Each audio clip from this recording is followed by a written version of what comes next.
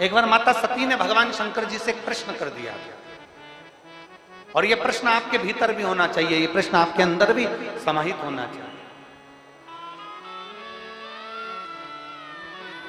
बहुत ध्यान से सुनना। माता सती ने अपने देवादिदेव महादेव के सामने एक प्रश्न खड़ा कर दिया। देवादिदेव महादेव से एक प्रश्न सम्मुख में खड़ा कर दिया।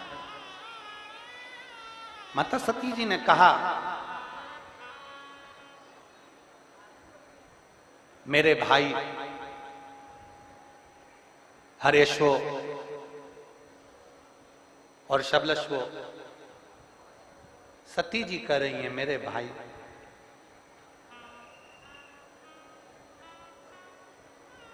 देवऋषि नारद ने इनको आपकी भक्ति में लगा दिया। मेरे भाई जिनको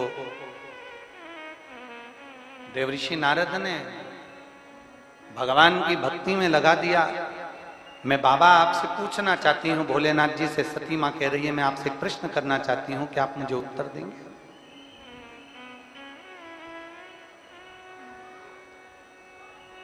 दक्ष प्रजापति ने तो इनको प्रकट किया था। मेरे पिता दक्ष प्रजापति ने अपने बेटे को प्रकट किया था कि ये सृष्टि का निराकरण करेंगे, सृष्टि को आगे बढ़ाएंगे। पर मेरे भाई सती मां कहती हैं, उनको देवऋषि नारद ने आपकी भक्ति में रमा दिया, आपके भजन में डुबो दिया। ये कैसे हो सकता? कैसे हो सकता? मेरा एक भाई अगर भजन में डूब जाता तो दूसरा कम से कम सृष्टि का निराकरण तो करता, पर यहां तो मेरे पूरे की पूरे भाई। सती मैया कह रही है मेरा पूरा का पूरे भाई दक्ष प्रजापति के पुत्र सारे के सारे भजन में डूब गए। ये समझ में नहीं आया मुझे, ये मुझे समझ में नहीं आया, ये मुझे समझ नहीं पाया।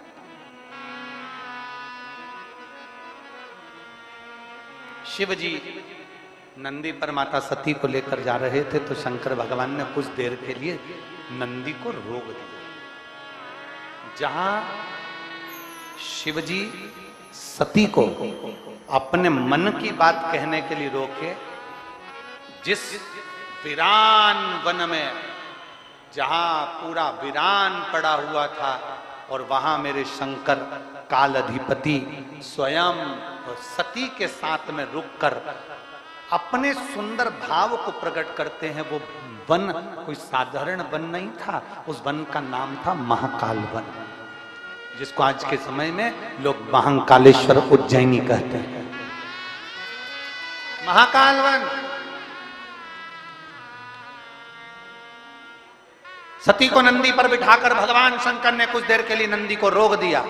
महाकाल वन की वो पवित्र भूमि जहां मां क्षिप्रा निरंतर बह रही है, महाकाल वन की वो पवित्र भूमि जहां मां क्षिप्रा सदा रमण कर रही है,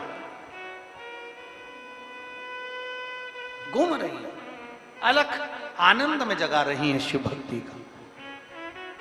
नंदी रुके, मां ने पूछा, मां ने कहा कि मेरे मन का जो संशय है ना, बस वो संशय मिटा दो। मेरे भाई नारद जी के कहने पर भगवान शंकर की भक्ति में कैसे लग गए, बस इतना सा मुझे पूछना है, मेरे भाई भक्ति में क्यों लगे?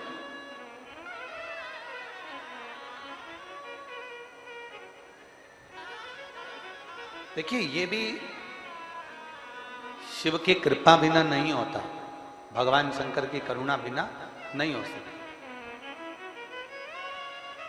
शर्मा जी, हम कई बार कथाओं में कहते हैं कि अगर शिव महापुराण का कोई यजमान बना हुआ है या सह यजमान बने हुए हैं या कोई 25, 15, 20 जो भी यजमान बने हुए हैं या सहयोगी बने हुए हैं या कोई समिति है या लोग शिव महापुराण की कथा सुन रहे हैं या कोई नजदीक में शिवालय है, शंकर का मंदिर है, वहां लोग सेवा में लगे हैं, तो आखिर शंकर भगवान इतने सारे विदिशा में से या इतने सारे क्षेत्र में से कुछ लोगों को चुनता क्यों है? तो उसके लिए सती मैया कहती है, महादेव आप बताओ कि मेरे भाई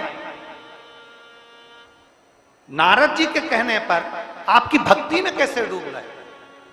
शिव जी उज्जैनी में महाकाल वन में अपने नंदी को रोककर सती मां से कहते हैं, ये एक जन्म का पुण्य नहीं होता सती, ना जाने कितने कितने जन्म के पुण्य निकल जाते हैं, और वो पुण्य जब इकट्ठे होते हैं तब जाकर मेरी भक्ति किसी जीव को प्राप्त होती है। 1000 वर्षों के पुण्य, ना जाने कितने जन्म हमारे निकल जाते हैं। और मेरी जीजियों, मेरे जीजाओं, मेरी बेटियों, मेरे बेटाओं, मेरी माताओं, मेरे भाई, एक बात का स्मरण रखना, अगर आप आपके नजदीक के शंकर के मंदिर में, शिवालय में जा रहे हो, वहां सेवा कर रहे हो, झाड़ू लगा रहे हो, जल चढ़ा रहे हो, बेलपत्र चढ़ा रहे हो, श्रृंगार कर रहे हो, बड़े प्रेम से शंकर की अविरल भक्ति कर रहे हो, आप शिव महापुराण की कथा में पहुंचकर कथा का लाभ ले रहे हो, समझ लेना आपका एक जन्म का पुण्य नहीं, ना जाने कितने कितने जन्म निकल गए होंगे उसके पुण्य के अनुकूल आप यहां पहुंचे हो।